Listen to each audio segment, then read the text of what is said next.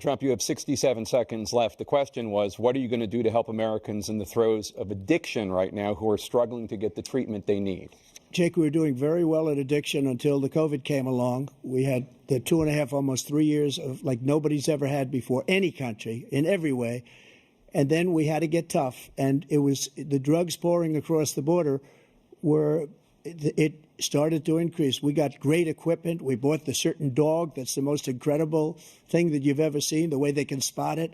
We did a lot, and we were getting very low numbers, very, very low numbers. Then he came along.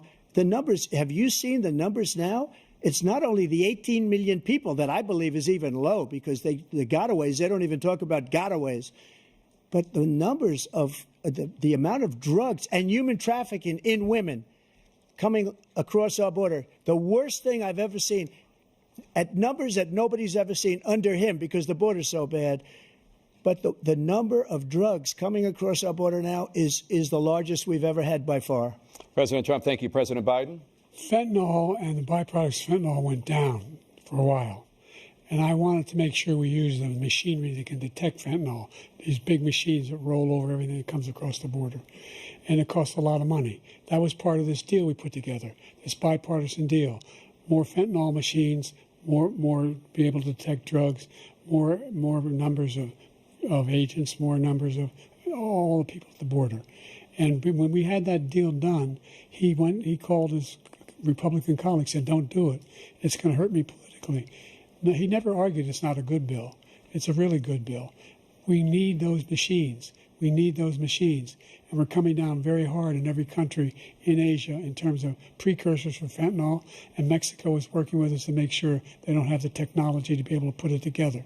That's what we have to do. We need those machines. Thank you, President Biden. President Trump, and again, the question is about Americans in the throes of addiction right now struggling to get the treatment they need. Well, this does pertain to it. He ended Remain in Mexico. He ended catch and release. I made it catch and release in Mexico, not catch and release here. We had so many things that we had done, hard negotiations with Mexico, and I got it all for nothing. It's just like when you have a hostage. We always pay $6 billion for a hostage. Every time we say it's a hostage.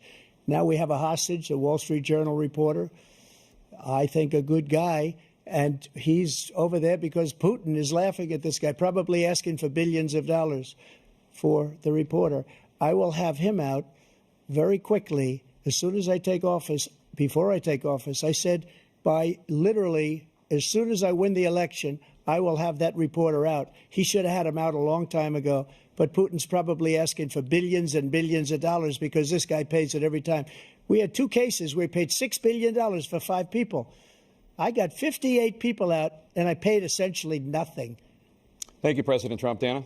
Let's turn to concerns that voters have about each of you. President Biden, you would be 86 at the end of your second term. How do you address concerns about your capability to handle the toughest job in the world well into your 80s? Well, first of all, I spent half my career being criticized being the youngest person in politics. I was the second youngest person ever elected to the United States Senate, and now I'm the oldest. This guy's 3 years younger and a lot less competent. I think that just look at the record. Look at what I've done. Look how I've turned around the horrible situation he left me. As I said, 15 million new jobs, 800,000 manufacturing jobs, more investment in America, over billions of dollars in private investment in enterprises that we are growing. By the way, we brought off a lot of people. The whole idea of computer chips, we used to have 40% of the market. We invented those chips, and we lost it because he was sending people to find the cheapest jobs overseas and then bring home a product. So I went to South Korea. I convinced Samsung to invest billions of dollars here in the United States. And guess what? Those fabs, they call to build these chips, those fabs pay over $100,000. You don't need a college degree for them. And there's billions, about $40 billion already being invested and being built right now in the United States, creating significant jobs for Americans from all over the world. President Biden, you have 40 seconds left. Would you like to add anything? Yeah, I would. The idea that somehow we are this failing country. I never heard a president talk like this before. We're the envy of the world. Like, name me a single major country president who wouldn't trade places with the United States of America for all our problems and all our opportunities. We're the most progressive country in the world in getting things done. We're the strongest country in the world. We're a country in the world who keeps our word, and everybody trusts us. All of our allies and those who he coddles up to, from Kim Jong-un, he sends love letters to, and Putin, etc. They don't want to screw around with us. Thank you. Former President Trump, to follow up, you would be 82 at the end of your second term. What do you say to voters who have concerns about your capabilities to serve? Well, I took 2 tests, cognitive tests. I aced them, both of them, as you know. We made it public. He took none. I'd like to see him take one, just one, a real easy one. Like, go through the first 5 questions. He couldn't do it. But I took 2 cognitive tests. I took physical exams every year. And, you know, we knock on wood wherever we may have wood, that I'm in very good health. I just won 2 club championships, not even senior, 2 regular club championships. To do that, you have to be quite smart, and you have to be able to hit the ball a long way. And I do it. He doesn't do it. He can't hit a ball 50 yards. He challenged me to a golf match. He can't hit a ball 50 yards. I think I'm in very good shape. I feel that I'm as in good a shape as I was 25, 30 years ago. Actually, I'm probably a little bit lighter, but I'm in as good a shape as I was years ago. I feel very good. I feel the same.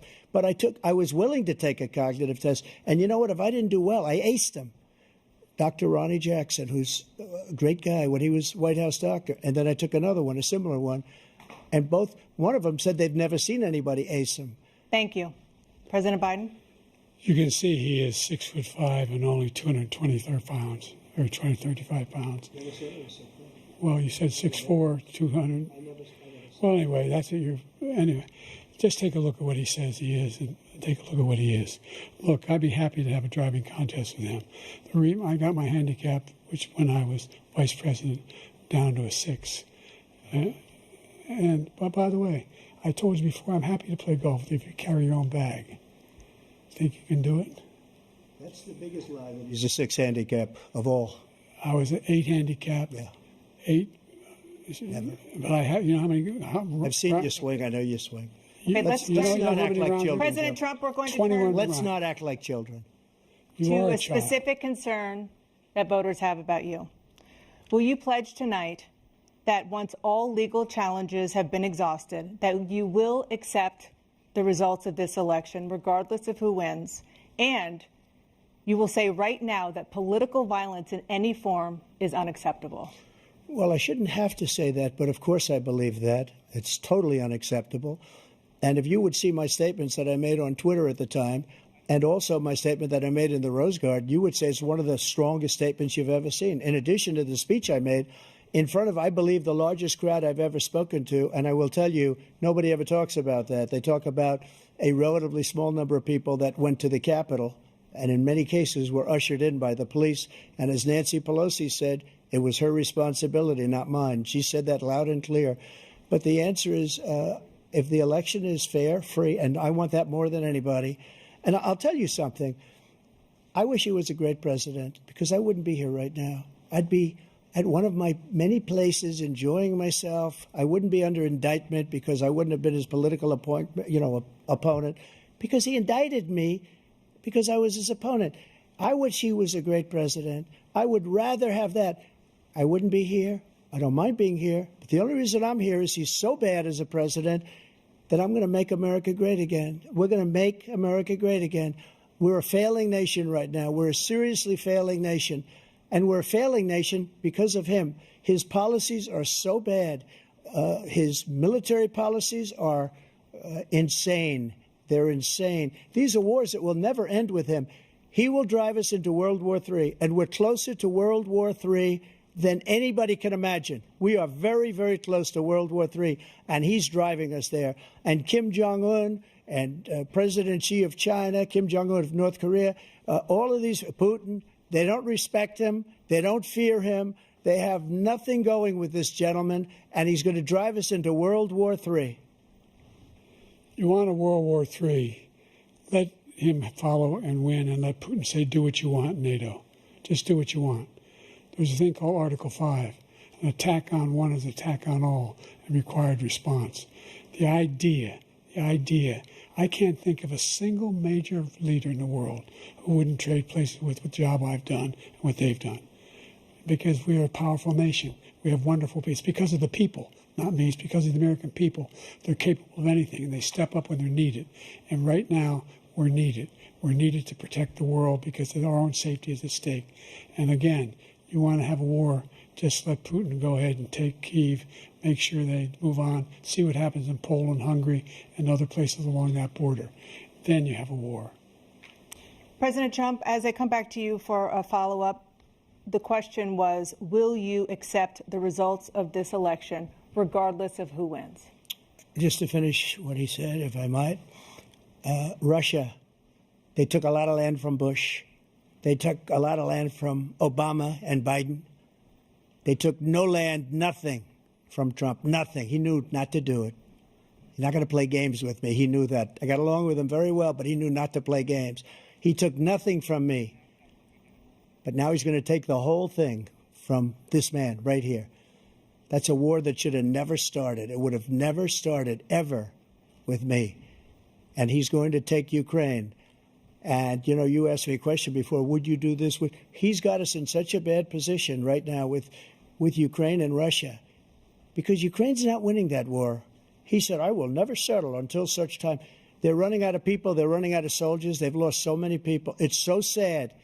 They've lost so many people, and they've lost those gorgeous cities with the golden domes that are 1,000 years old, all because of him and stupid decisions. Russia would have never attacked if I were President Trump, president. the question was, will you accept the results of the election, regardless of who wins? Yes or no, please. If it's a fair and legal and good election, absolutely. I would have much rather accepted these, but the fraud and everything else was ridiculous. And if you want, we'll have a news conference on it in a week, or we'll have another one of these in a week. But I will absolutely, there's nothing I'd rather do. It would be much easier for me to do that than I'm running again. I wasn't really going to run until I saw the horrible job he did.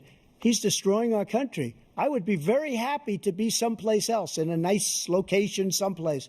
And again, no indictments, no political opponent stuff, because it's the only way he thinks he can win. But unfortunately, it's driven up my numbers and driven them up to a very high level because the people understand it. Well, let's see what your numbers are when this election is over. Let's see. You're a whiner. When you lost the first time, you continued, you appealed and appealed to courts all across the country. Not one single court in America said any of your claims had any merit, state or local, none. But you continue to provoke this lie about somehow there's all this misrepresentation, all this stealing. There is no evidence of that at all. And I tell you what, I doubt whether you'll accept it because you're such a whiner. The idea if you lose again, you accepting anything, you can't stand the loss. Something snapped in you when you lost the last time. We'll be right back with more from the CNN presidential debate, live from Georgia.